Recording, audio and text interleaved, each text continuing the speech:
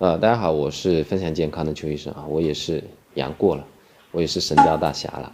那分享一下我自己阳过之后的这样的一个康复的方式吧，因为我大概是阳的症状啊，主要的那些你像肌肉痛啊、发烧啊、不舒服啊那些症状，大概是3天。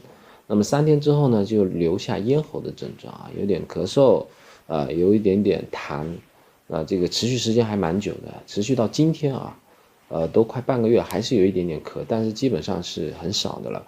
那么在阳过之后，可能是从第4、第5天开始吧，我的主要症状就有2个。第一个呢就是乏力，乏力呢就是说我可能正常的活动啊，这个一些简单的工作还是可以完成，但如果我要像现在这样录视频，那几天呢，如果我连续说话超过15分钟到半个小时，就会有明显的这个气短的这个感觉啊。大家看我前几天的视频，应该是有发现这一点的。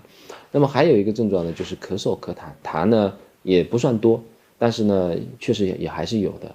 那我是怎么样来给自己安排这个康复的手段呢？那首先呢，肯定是一定是注意休息。第二个呢，注意饮食和营养，就别偏清淡，不要太油腻，对吧？这个是最基础的。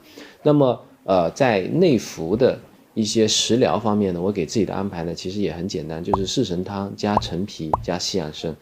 一点一点来解释一下，为什么用四神汤呢？用四神汤的原因是它是健脾胃的。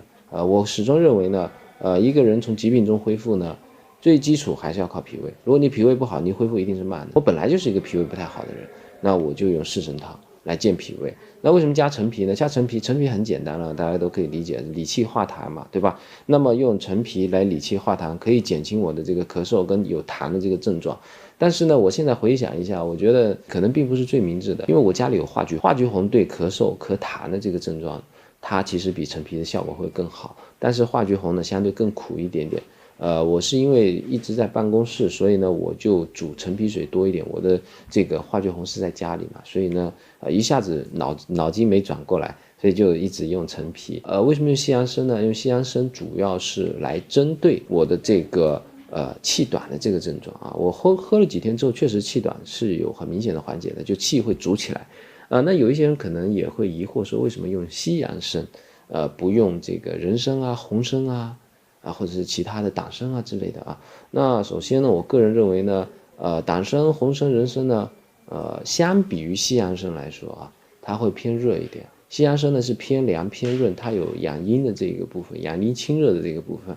那么在新冠的尾巴这一块呢，我们其实说过很多遍了，尾巴呢多多少少都会有一些热症存在的。所以呢，在这个时候呢，选择这个西洋参会更加的好一点。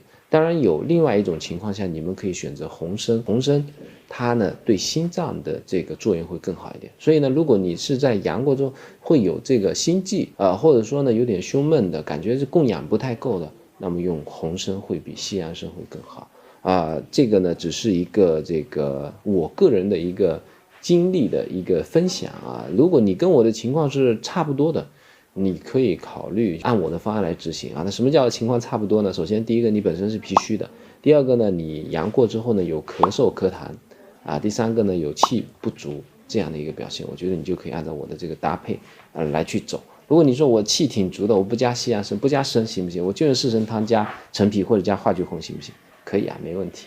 这个呢就是我个人的一个经历啊，对你来说呢可能有价值，也可能没有价值，但是我觉得这个思路应该对大家来说还是有帮助的，好吧？那今天的分享就到这里了，拜拜。